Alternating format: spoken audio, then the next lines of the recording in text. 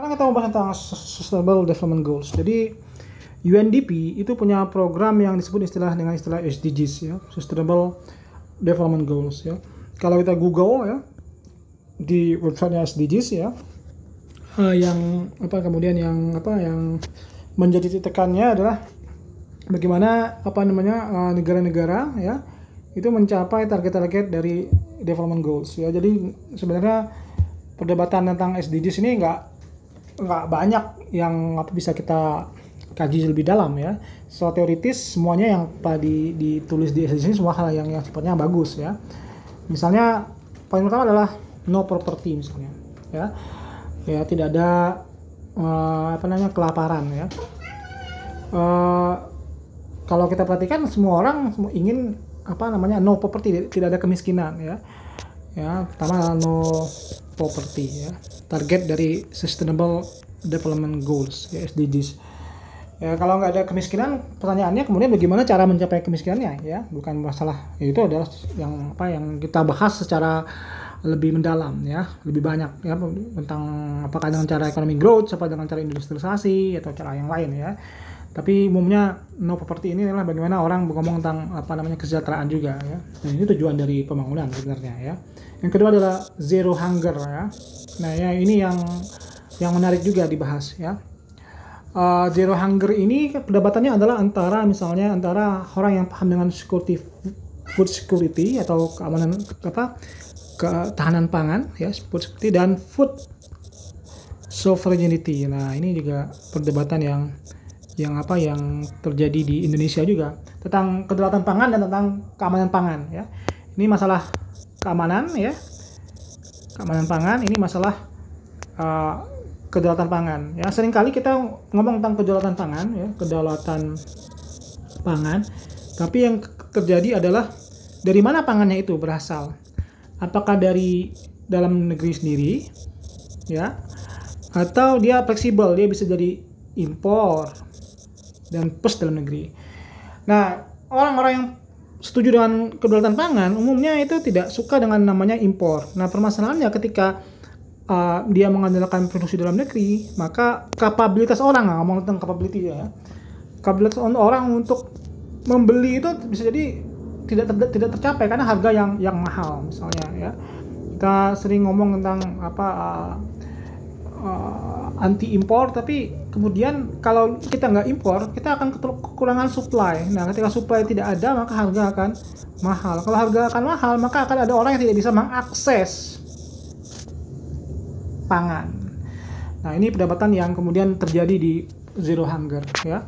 Dan realitasnya memang pemerintah nggak ada yang mau yang bicara tentang kedaulatan pangan dalam kondisi saat ini ya. Karena semua orang butuh makan, mau itu impor, mau ekspor gula misalnya. Ya, kasus gula misalnya, gula kita kan produksinya itu tidak maksimal sehingga harganya mahal. Kalau kita mengandalkan dalam negeri, maka gula pasti akan mahal, maka pemerintah melakukan impor. Apakah kita ingin gula mahal tapi produksi dalam negeri, atau gula murah yang bisa dalam negeri dan bisa luar negeri? Pasti kita akan memilih gula yang murah ya. Nah, itu tentang zero hunger ya. Masalah zero hunger juga tadi masalah bagaimana orang bisa kebebasan pers misalnya bisa menyelesaikan masalah itu. Lalu good health and well-being ya. Ya, kesehatan yang baik ya, good health. Ya, ini yang dibahas oleh Amartya Sen dengan istilahnya? Social security ya. Bagaimana orang bisa mengakses secara baik tentang kesehatan. Nah, termasuk isu tentang BPJS misalnya. Banyak orang yang dikasih jaminan sosial tapi kemudian fasilitasnya tidak baik ya, tidak baik atau punya kelemahan yang lain ya. Lalu quality of education ya, ini juga kualitas pendidikan yang sama ya. Ini juga jadi titik-tikan dari SDGs ya. Harus inklusif ya, berkualitas ya, intinya adalah inklusif dan berkualitas ya. Ya, Sen juga ngomong tentang ini sebenarnya ya. Oke. Lalu yang berikutnya adalah gender equality. Nah, ini isu yang juga menjadi concern di di SDGs ya, gender equality. Karena kadang-kadang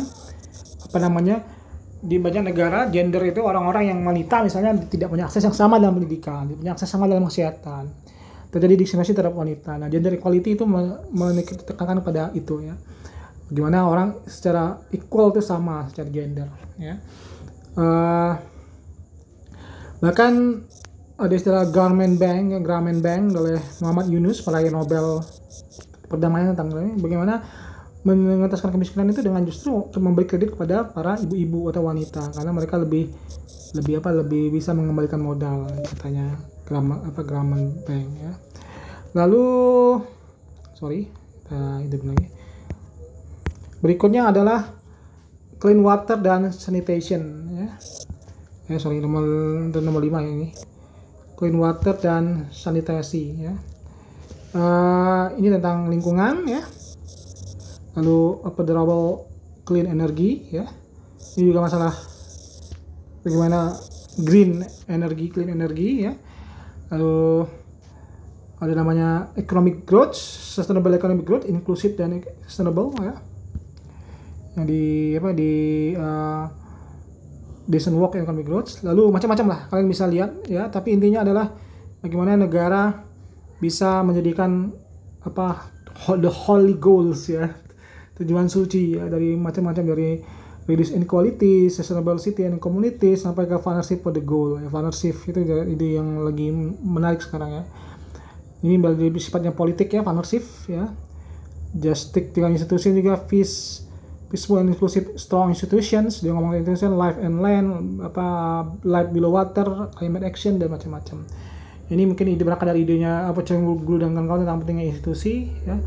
Nah, dari 17 inilah kemudian menjadi SDGs. Tapi siapa sih orang di balik SDGs itu? Sebenarnya adalah UNDP ya. UNDP punya seorang pakar bernama Jeffrey Sachs ya. Ya, Jeffrey Sachs itu mengarang buku judulnya The End of Property ya. The End of Property ya. The End of Poverty ya. Dia kerja bersama untuk mengakhiri kemiskinan ya.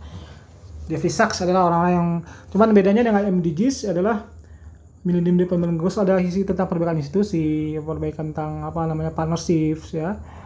Jadi ada unsur-unsur perbaikan institusinya yang selama ini tidak yang menyeluruh secara, jadi ada konsep tentang well-being ya, tentang kehidupan yang baik, ada konsep tentang environment ya, ini yang kemudian yang menjadi masalah di itu. Lalu konsep economic equality ya, economic equity ya di SDGs itu. Jadi ngomong tentang bagaimana bisa persamaan dalam bidang kerja, inclusive economic growth dan macam-macam ya, industri juga termasuk itu, termasuk reduce inequality ya. Lalu terakhir adalah masalah institusi. Jadi semua teori tentang pembangunan itu yang kita pelajari selama ini ya, pendekatannya semuanya di cover di SDGs ya. Jadi secara tujuan ya, saya bilang ini adalah the holy goals ya, tujuan-tujuan yang sangat bagus ya. Tapi kemudian apakah setiap negara itu punya strategi yang sama dalam menerapkan sustainable goals itu ya, ini yang jadi masalah. Misalnya ada negara seperti Indonesia yang menitekankan pada pembangunan infrastruktur misalnya ya, industri dan infrastruktur, tapi melupakan sisi misalnya kesehatan atau climate atau action atau yang sifatnya lingkungan. Nah, apalagi institusi ya, pemerintah kita misalnya ngomong tentang infrastruktur ya, infrastruktur pembangunannya, tapi dia lupa ada perbaikan institusi ya. Misalnya KPK dilemahkan dan hal yang sifat yang lain ya. Jadi inilah yang menjadi permasalahan di kita ya. Investasi ya, infrastruktur kan tujuannya adalah untuk meningkatkan investasi ya. Investasi itu tidak hanya melihat masalah ada nggak infrastruktur sebenarnya ya, tapi juga masalah yang sifatnya institusi, apakah ada korupsi atau tidak di situ ya kan? Apakah ada budaya rent seeking atau tidak. Mana ada investor yang mau datang ke negara yang banyak kok korupsi walaupun infrastrukturnya baik. Jadi penting adalah kepastian hukum ya, kepastian hukum dan perlakuan hukum yang sama ya, walaupun hukumnya itu misalnya sangat berat, tapi kalau ada kepastian bahwa semua orang sama, orang akan investasi. Nah, di kita kan hukum itu bisa dimain-mainin ya. Itulah kemudian kenapa orang-orang di investor lebih senang ke negara-negara yang secara infrastruktur biasa saja, tapi walaupun dan tidak demokratis juga, tapi dia punya kepastian hukum yang baik dan korupsi yang minimal, seperti misalnya di Vietnam. Nah, ini yang jadi masalah di pembangunan di kita ya. Nanti video berikutnya akan membahas tentang bagaimana Jokowi, kita melihat masa Jokowi dalam melihat perspektif ini ya, dalam menganalisa dalam kebijakan pembangunannya. Oke, ketemu lagi di klip berikutnya.